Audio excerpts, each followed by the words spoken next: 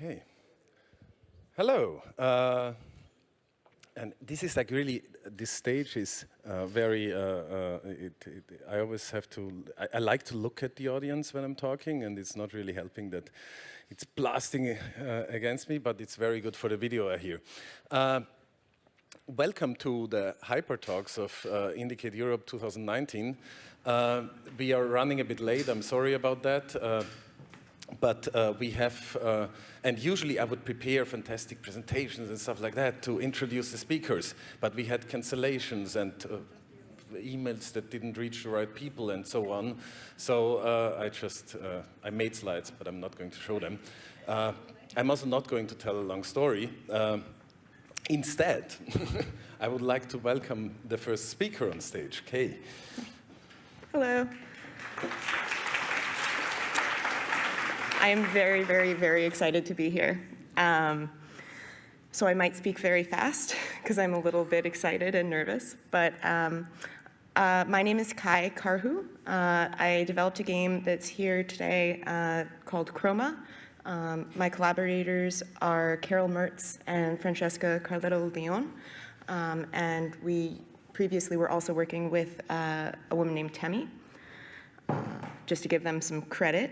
So just a quick overview of what Kroma is it is a 2 to 3 player abstract strategy game using color blending as a core mechanic.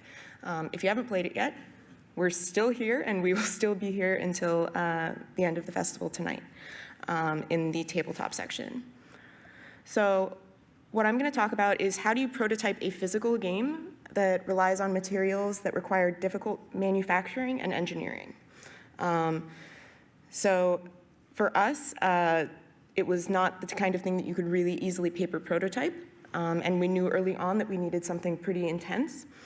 So we weren't going to immediately commit to making those things because we didn't know our gameplay. So what we did first is we prototyped with a lightboard and transparency sheets. Very simple, trying to get our general shapes and gameplay down. Next, we did a color test with acrylic, just a nice key ring of samples to see if color blending with just holding it up to the light would work. Next, we cut acrylic. Let's see if this works. Maybe? All right. You can imagine. So our next portion was to design the lightboard. Let's see. So I engineered the lightboard using all materials from a place called Canal Plastics, which just sells acrylic, parts from Amazon, and pieces of like thick paper from a craft store. So everything that we used at any point for any of our prototypes or the current game now was bought on Amazon from Michael's craft stores in the United States, Canal Plastics, and then we used a laser cutter at a makerspace. And if you guys ever want, I'm happy to provide actual purchasing links. We used very, very toxic glue, acrylic, LED light strip kits from Amazon, and poster board, and super glue. So this is what the interior of our lightboard looks like. It's just rubber bands and the acrylic. That's the really toxic glue up there with the syringe. And then lots and lots of plastic gloves and masks. One of our problems was we knew we needed the materials to prototype with before knowing exactly what our game needed. Balancing a game, specifically a strategy game like this, we knew that we needed to do a lot of balancing, but we weren't going to be able to recut any of these materials. So we didn't know what shapes we needed, we didn't know how many of anything. So what we ended up doing was we just guessed and just made as many as we could because we didn't want it to be too much of a constraint. So that was just a constraint we had to work with, and even if we had moments we were like, oh, well, what if we had more of this or that, we realized that that was just not going to be something that was going to be possible. We ended up having so many pieces Like, my parents' house is just filled with extra Kroma pieces, except for the trapezoids, which we ran out of. So in the end, we just worked with what we had and used that as a constraint. We also realized that we had developed a platform using these materials and this basic mechanic, and that what we ended up wanting was, once we release our game, to have other students and other people who want to be students of game design, whether you're 6 or 60 or plus, end up developing their own games to be played using the materials that come in our box. So that's all for me. I want to just say thank you. This is the information for Kroma, just generally. And then that is me. I'm Kai Karhu. If you ever want to talk to me, that's how to find me. So thank you.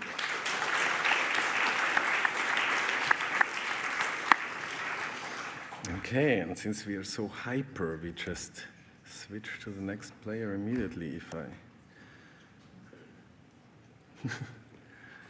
Which one is yours? Second one.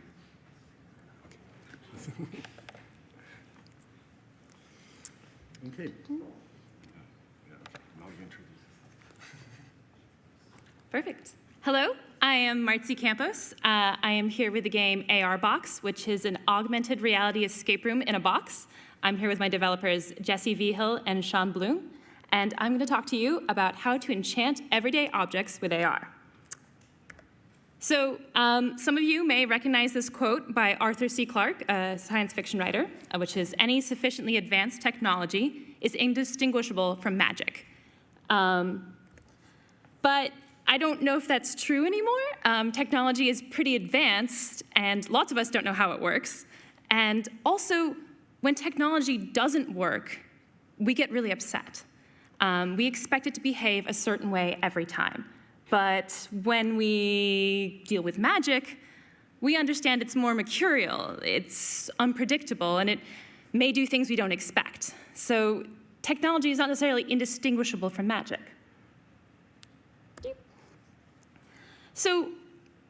But when we think about it, phones are magical. They're basically a magic wand and a Star Trek tricorder all rolled into one.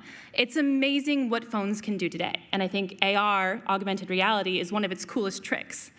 So I have spent the past year, along with my colleagues, trying to make augmented reality feel like magic.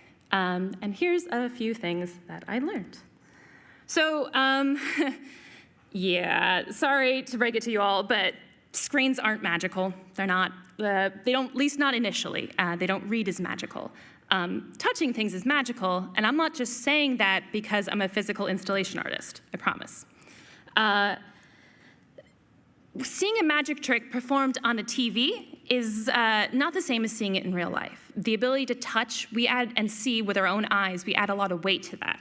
And so I found that if you want to make interactions feel real, you need to have real stuff. So when is a phone not a phone? When it's your friend. This is Klaxo. He was an enchanted book, not a phone, and he was part of our first iteration of our AR experiments. He's a demon who's demanding you sneak him out of an occult library, and he's very untrustworthy. He decides when you use the phone's technology. He's in control, and being a character changes how you understand how your phone to work. Even holding a phone differently, this case in a book cover, makes a difference in how we perceive it. It's not behaving the way technology behaves. In addition, consider misdirection. It's a classical magical technique, and we pull direction from one spot to another. Having augmented reality change the lights in the room is fun if you're using things like Philips Hues lights. But it's even better when it's done unexpectedly, when you don't know it's going to happen. Arduino and other microcontrollers also add some fun elements. For example, we have a glowing gem in one of our games, a magical thermostat in another. Basically, each of these elements causes AR to appear and disappear. By pulling the control of the AR off the phone, it kind of makes it live in the room more. It becomes part of the space more because it's not something that's only happening in one location. Even something as simple as a separate speaker hidden inside a creepy book can be very powerful. Klaxo, the demon book from earlier, got into a big argument with the guy down in the corner. So in actuality, dealing with AR, I encourage you to think outside the box. Specifically, just because your AR target is square-shaped doesn't necessarily mean your AR element needs to be. One of the puzzles I'm most proud of, there are these tarot cards that have little clues that appear hovering above them that not only are round and fluffy, but break the frame of the cloud. And another example is this glowing magical sigil that appears above a vacation poster.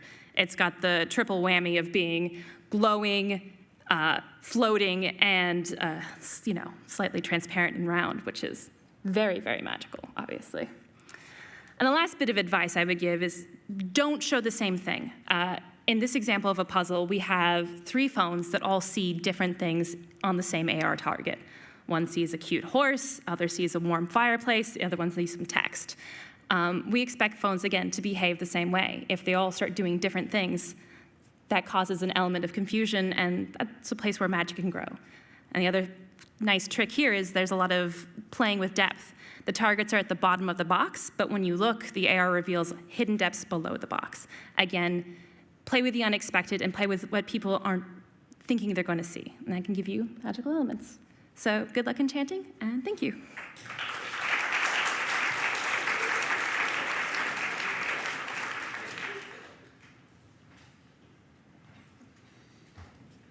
Maybe you find, I guess. Do you have sound on your presentation? No. I just need oh, what?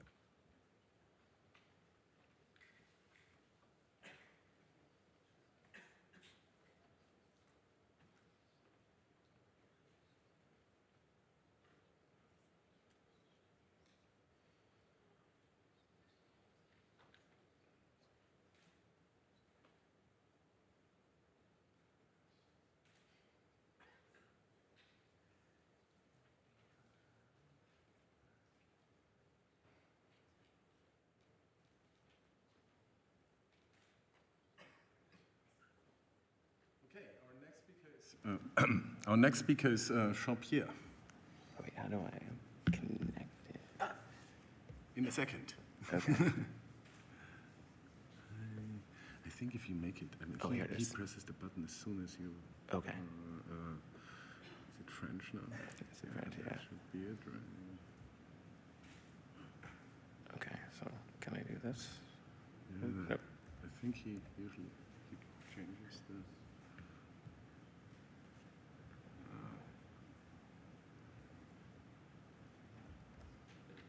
Slides are not up. Yeah, I know. Usually he changes the.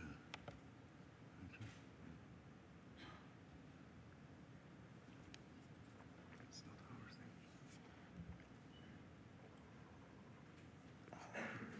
Who changes it? That guy up there. See this.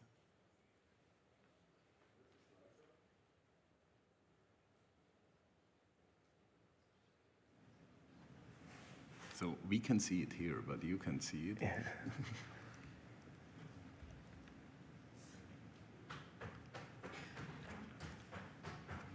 Sorry. Help is coming. Look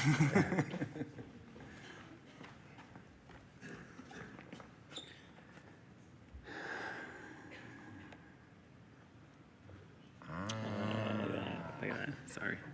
That's amazing. This must be the magic they are talking about. Okay, cool. Let's see. Okay, All right. cool. Cool. Say hi to Sean.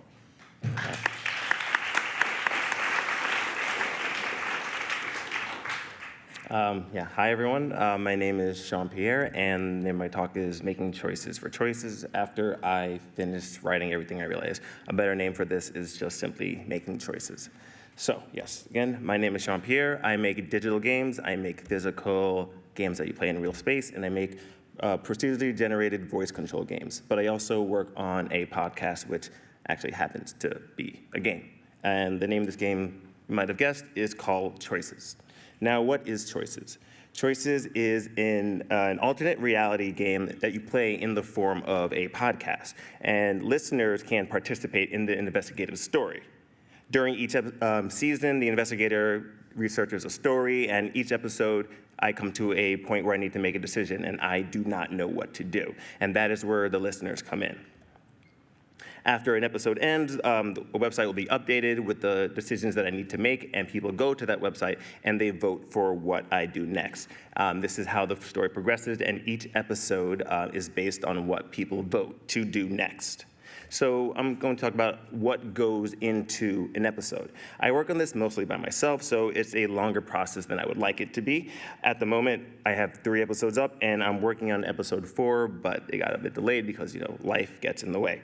But here's what happens when I'm usually producing an episode. It starts with writing a script. I write and write and write and I write and I write and I write and I see what's good. And then I move to composing the music. Sometimes I do it the other way around. I start with the music and then I go to the writing, but it flows back and forth. I like to try and have a new track, at least 1 or 2 for each new episode, but sometimes I'm often reusing tracks, so it becomes a bit more memorable as you listen. Okay. So after that, I'll read the script again, and I just to make sure everything I wrote makes sense. And then after that, I go and I find people who can help me record. Normally, when I give people lines to help me record, I let them just use the script as a guide because I want them to play with it and be a bit more natural and not make it sound like they're reading from a script. And sometimes, it works better than it doesn't. After that, there's a lot of mixing everything together. So, I'll do some heavy edits, I'll fix the sound levels, I'll play with the music and adjust how that works with the speaking. And usually I do this late at night, so there's no sounds at all. I'm outside and inside, but when I do that, I hear all the minor imperfections in my voice, and I get really obsessed over it. So you might want to be careful for that if you record by yourself late at night. And then after that, I post the episode. When everything is finished, the episode goes up, and then usually polls open up after the episode ends, but usually around the same amount of time after an episode ends. So let's say an episode is 30 minutes, a poll will go up 25 minutes. This way, people can listen to it before just jumping into the polls. And then after that, I go right back to writing. I usually write a general outline shell script of what the next episode will be based on what people might vote for, but I don't go too far into detail because if I did, then I'd be doing a lot of unnecessary writing. Polls sometimes close 3 to 4 weeks after an episode ends, and then if all goes well and too many other things do not get in the way, I can start writing a new episode. So why did I choose this type of format for a game or a podcast or whatever it is? I consider myself a novice storyteller, so one draw to this I thought might be the challenge of making something like this. I've been listening to a lot of fictional storytelling podcasts now, and I started drifting into more of the performance side of games. So doing something like this has just really captivated me, and it's really interesting. But another reason why I want to do something like this is because I wanted to watch a community. This project is really inspired by that popular podcast, Serial. I jumped into the first season of Serial when it was a little more than halfway done, but I didn't get the entire experience. But one of the things that was the most interesting to me was watching the community. The story featured in the podcast was really interesting, and it was a bit sad, of course, but the community aspect, the theories, and the people talking to each other and tying everything together, that was the part that engaged me the most. Now, and the community, I don't think was something intentional, created by the people who produced Serial, but I think it was an accidental thing that happened, and that's something I really like, and I really wanted to try and recreate. So, I started working this, and I started telling people. So then that comes to the question of, did I succeed at writing something that was interesting and creating a community? The short answer is no.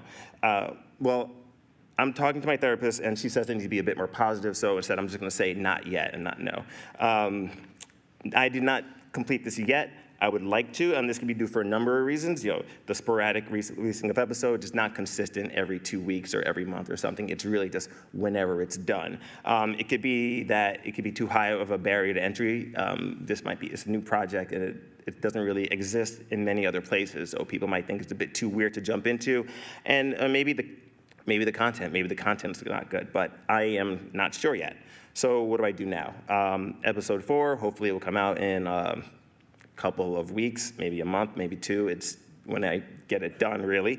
And what I want to do right now is move away from simple poll questions. Usually I have an A, B, or C, what you choose, but I want to try and make them a bit more open-ended and give people the chance to really go wild with their answers and figure out what they want to do next. So, and I also want to try and make episodes a bit more consequential, and this is, just a new experimental project that I'm working on. So I think it's okay to push the boundaries a bit more and, make decisions be, have longer lasting effects as they go on through. All right, that was it. This is the name of the podcast. That's the podcast Twitter. That's my Twitter. Thank you, and I'll end this the way people end their podcasts. Please like and subscribe so I can get some podcast, advertisements and a new mattress. Thank you.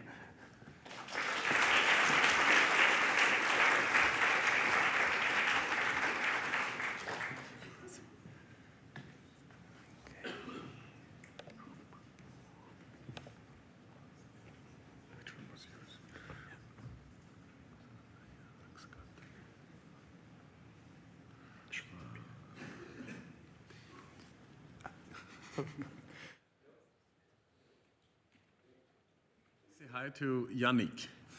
Hi. So, hello everyone. Thank you for being here, and thank you to IndieCade Europe for giving me the chance to give this talk. I will talk about deck building. I have always loved card games. When I was a young boy, I was making a deck of Magic instead of making my courses. So I wanted to make a card game myself. I'm making one right now. I'm also working for a game publisher called Goblin Studio. And I'm lucky to work on other card games as a publisher. So I wanted to tell you a bit more about how the deck building genre has been quite in the making nowadays. Maybe you know Slay the Spire. Who knows Slay the Spire? Okay, yeah, like maybe half. So Slay the Spire is a card game, roguelike deck building, where you are crawling through a dungeon, and each time you kill a creature or stumble upon an event, you gain a card to add to your deck. And what is interesting here is that there was similar games before, but none that really gained this much traction. And I wanted to know what was the source of this kind of gameplay. So obviously we have a few direct references. One called Dominion, which is a pretty popular board game, where like 2 to 4 players can play against each other. Hearthstone, and obviously the Magic the Gathering, which is the kind of basis of that. What I realized is that Dominion, Hearthstone, and Magic were all multiplayer, like players versus players. There is a lot of metagame, expansion packs, and there was a lot of other like solo games with cards. But I feel like Slay the Spire is really a milestone in the deck building genre. So we used to call deck building the Magic parts, where you are making your deck, and then after you are playing against an opponent. But now we are calling deck building the fact that the game is a roguelike, that you build your deck along the way. And there is a lot of things missing in Slay the Spire, like a strong narrative. Also, there is no multiplayer, but maybe it could be interesting to think about it. And I wanted to think about what is the future for this kind of genre. So I'm making a deck building game myself, and I wanted to know what are others doing. And I found that there is a lot of interesting games of deck building on Steam. I've played around 15 of them. And what's interesting is that, for instance, you have a Japanese game that is like a deck building tower defense games with a lot of live action. There is more classic fantasy but slow games that take their time. And I think what's interesting is when you see these three games, they don't seem to have a history in common, but they are all merging into the Slay the Spire influence. So what's interesting here is to see that different people, other games, different media can really try to merge into something bigger. And the reason why I played those different games is because I was stuck with my own game design. And I think the thing here is when you are stuck with your game, you really should play different games, or maybe try to make a trip in a different country, maybe try to take some acting classes, just try to make something very, very different, because with the free-to-plays and the addictive games, we can sometimes play thousands of hours a game. I did it myself, but we have to kind of go outside of the loop, check what people are doing with the game development, and get back to it and try to take the best part and add it into your game. Thank you.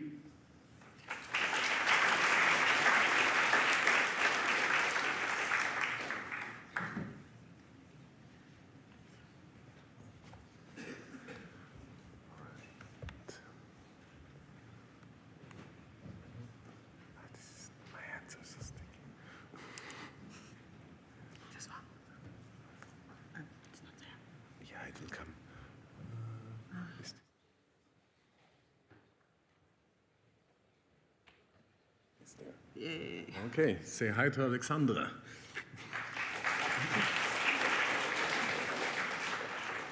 So, hi, I'm Alexandra. I'm a co-founder and programmer at a small game studio, 5M Games, based in Switzerland. And a couple of years ago, we started to develop this game based on letters, text, and words. And I started to notice that the text is very much overlooked in games. And I'm not talking about narrative in games, I'm talking about text as an object. So you can use words in games, and the famous example of it is the board game Scrabble.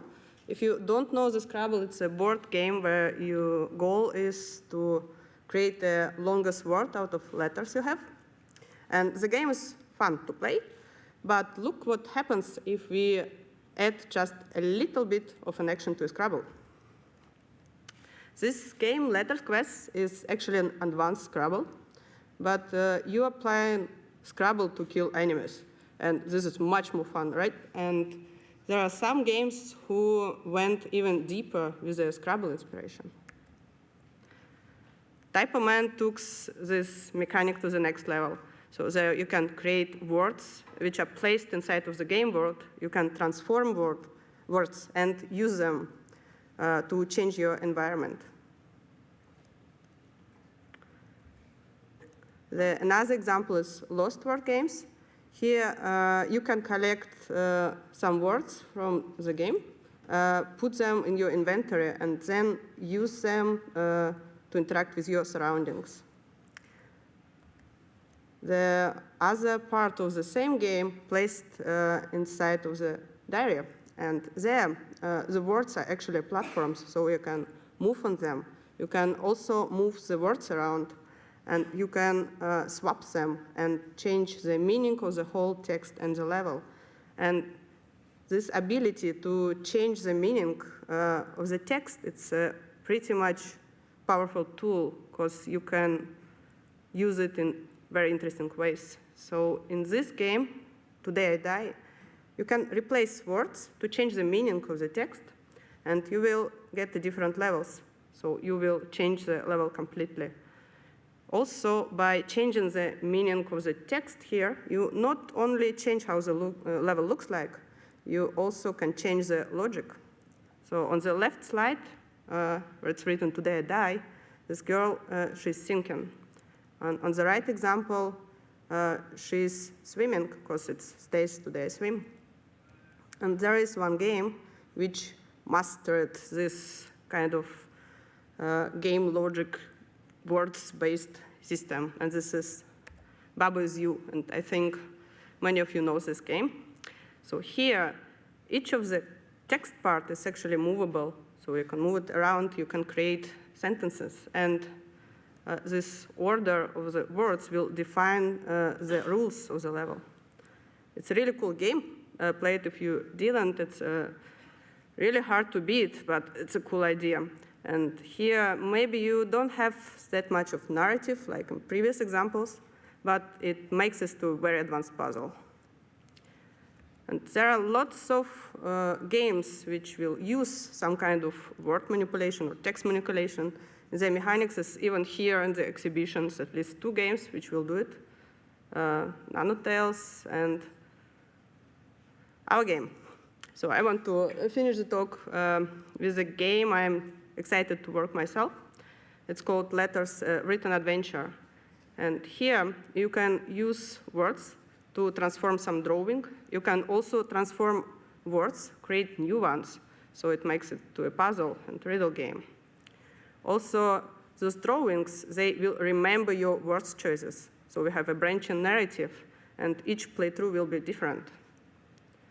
Our words, they have some physical object properties as well. So you can lift them, you can move them around, and it gives you a stronger connection to the words. Yeah, so thank you for listening, and I hope I was able to persuade you to look at the text from different angle.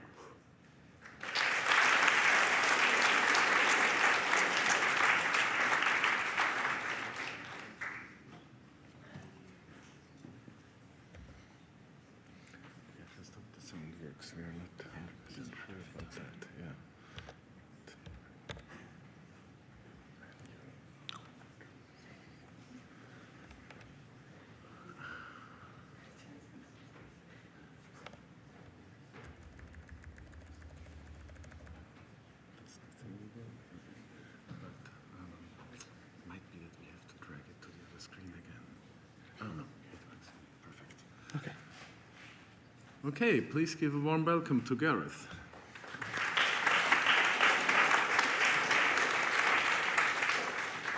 Hi, my name is Gareth Damian Martin. I am here with In Other Waters, which you may have seen in the selection, which is a game about a xenobiologist and the AI trapped within their suit. And it's a game with a lot of gaps, which some of you, if you've played it, might have been caught in or stuck by, so I hope it wasn't too many of you. And so when I was asked to do a HYPERTALK, I wanted to do a talk about gaps and gaps in game design. So this is my gappy theory of game design. Sound is something with a lot more space and therefore a lot closer to magic. This is a quote I came across just the other week, but it kind of spoke to exactly what I'm after in this talk when I'm thinking about gaps. It's from Brian Close, who's a member of an electronica band you've never heard called Georgia. And I like this idea that something with a lot more space might be closer to magic. But also, when I read this quote, my brain had a kind of short circuit, I think, because working in video games, I think like when I read space, I think of this. Space, right? That's what you guys think of. But that kind of started me on a strange path through thinking about space and gaps. And this is the cover for the Atari 2600 issue of Asteroids. And probably you guys know all of these old game covers which look nothing like the game. And for me, this is like the beginning of like gaps or space in games. And I'm really interested in this gap that we have between these two things, because I think neither is really the game. I think a lot of the time people might talk about like, oh, this cover's misleading, or it's somehow, it's just marketing. But I think actually the screenshot is also misleading. If I'm not old enough, despite appearances, to have played Asteroids on release, but it's not the game we're seeing in that screenshot. Our experience of playing Asteroids doesn't look like the image on the right, and it doesn't quite look like the image on the left. So there's a kind of gap which we exist in when we're playing the game, some kind of relationship that's happening, which can be really hard to illustrate. So I feel for the guy who painted the Asteroids cover, because that's maybe how he felt or what he was told to do. So is this Asteroids? Now our games look like this. This is Everspace. It looks like the painting. So we close this gap, right? That means we succeeded. We closed the gap between the cover and the game. But for me, this and this are somehow the same. They're both still games. They're both still part of the same medium, the same genre. So is this really more than this or less than this? In what way do these two things relate? What gap exists between them? Gaps are also something that I think games are very, very worried about. They're something that causes a lot of problems. This is a quote from the brilliant Tim Rogers review of BioShock. He will eat potato chips that might be a year old immediately upon pulling, that's a copy-paste, so that's his mistake, upon pulling them out of a garbage can in a city full of genetic freak-out zombie people. Probably this gap, dissonance, you guys have heard of before. There's a term, ludonarrative dissonance, which I kind of hate, but was coined by this guy, Clint Hocking, in 2007, which was in reference to BioShock, and this kind of gap between a game where you're in a city, it's supposed to be this really sophisticated rendition of what it might be like if we had this underwater city where scientists and artists were left free to go wild and make vending machines that had hypodermic needles in them that when you injected them in your arm, they gave you electric powers. Like, there's this gap here, there's this point where this stops making sense, and ludonarrative dissonance was something that Clint Hocking coined as a gap between the mechanics and the narrative of a game. But for me, this is Tim Rogers' review. BioShock is not art. For me, this dissonant gap, although we're really concerned with it, slightly misjudges something about games. It pretends that there are only these two elements, narrative and mechanics, and that one can't be the other, and that somehow anything which is not telling the story is against the story. But it's a concern, and it's a constant concern in games, this gap, this dissonant gap. Here, for example, is BioShock Infinite, and this is a chocolate box which contains a cup of coffee, which, if you consume, will give you salt. So this is a kind of gap. Now for a small intermission, if I have time. I have a timer here. I hope I have audio. Oh, no, I don't. OK, so I'll just tell you, this is a wonderful clip from Call of Duty Black Ops, I think. Oh, wow, that was fast. Where you're supposed to shoot the hinges on the door. And this is a wonderful 3-part YouTube series. I would really recommend Googling Shoot the Hinges.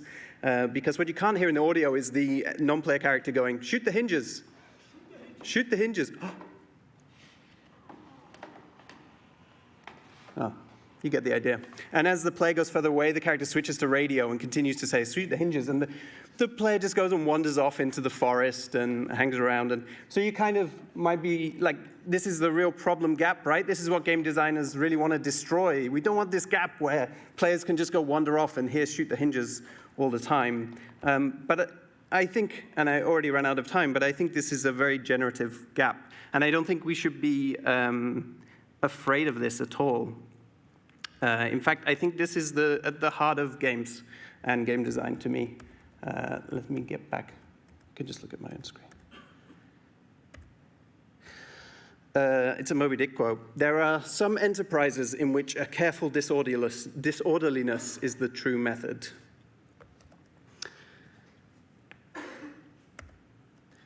For me, I see a lot of games now, indie games, which are embracing the gap or emptiness or space or this kind of little meaty thing that exists between us and the game, between the game and its narrative, and the space and the game. I'm just going to show you the games because I don't have time. So this is Vane, that's Shadow of the Colossus, famously unfinished. Kids, Paratopic, It's Mirror Moon EP, exactly. Thank you. The Graveyard, Moo Cartographer, Kentucky Route Zero, Inside.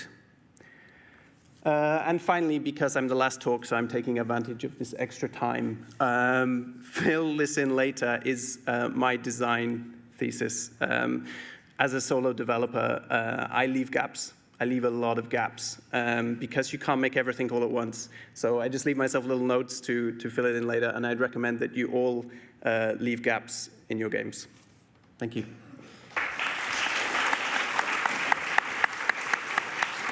He's not the last talk, actually. We have a surprise last talk that, that doesn't use slides. So, as I said, we had cancellations and everything. We also have a surprise non-cancellation, which is Max. Please say welcome. Hello. So, yeah, I didn't feel like this presentation needed any visuals, so I just wanted to talk to everybody here. Who here has heard of FOMO? Okay, not all the hands. I wasn't sure how well known that is in the international audience. In English, there's a term FOMO, fear of missing out is what it stands for. It's a feeling of anxious insecurity that leads you to buy things or do things because you think that they're popular or fleeting. And there's a similar feeling that I think that every game developer, artists, and professionals of all kinds have felt. And I call it fear of not doing it, or FUNDY. It's a fun acronym. You're supposed to have good naming conventions in your code, and you're supposed to be organized and do code review and test your builds frequently, and you're supposed to update the design document, for goodness sake. But too often we skip these steps because we're afraid of not doing it, that thing that our publisher or our professor or our backers expect of us, the game, because we're afraid that they'll see us as incompetent or unproductive if we don't finish that feature, that part of it today.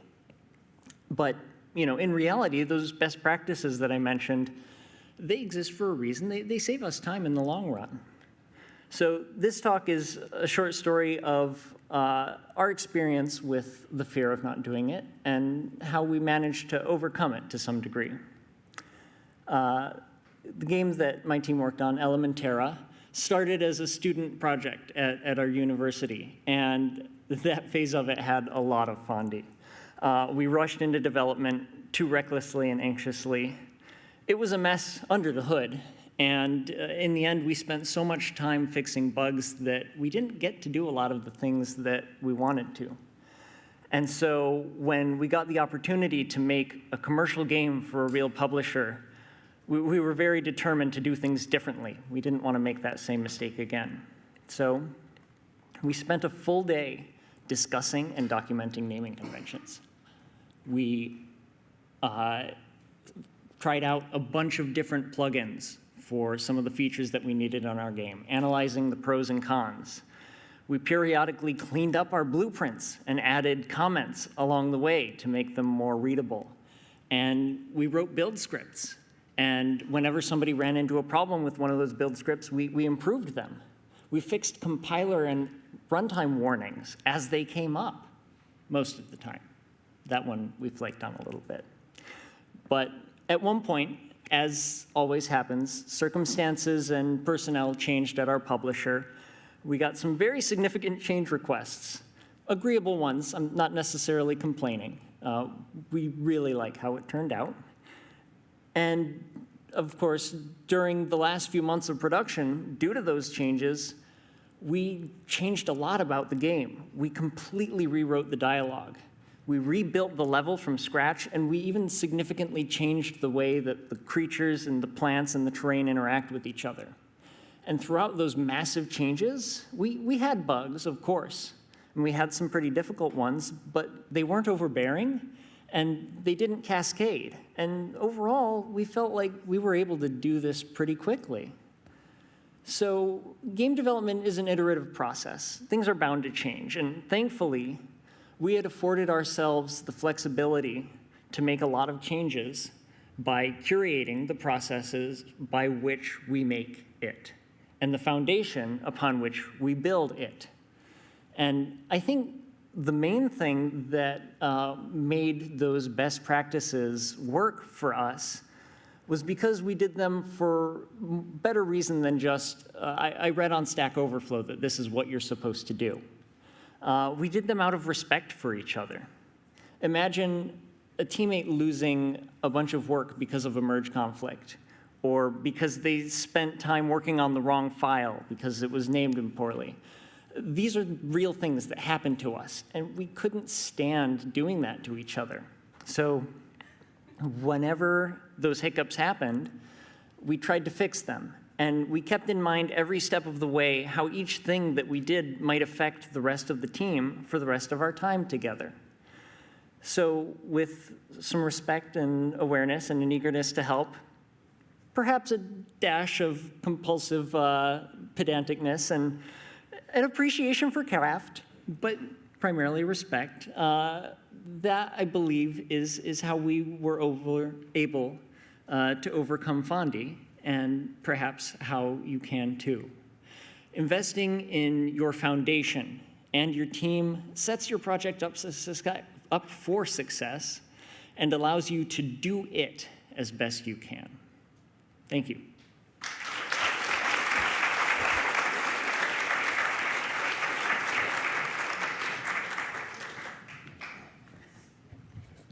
Okay, thank you all for spending the time with the of the microtalks with us. I'm bringing out all the speakers. Yep.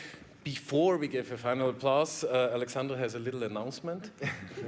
I kind of forgotten to say, you can play this little game about words here at the exhibition for another 30 minutes, I think. Or you can wait 3 days till we launch our Kickstarter campaign and download it online. Thank you. Okay, please give a final round of applause to our fantastic microtalkers.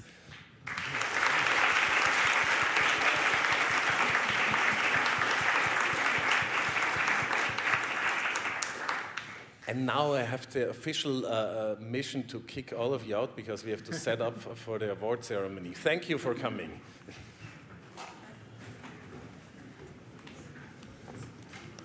Thank you all. Yeah. It went smoothly, yeah. Actually, Max also showed up.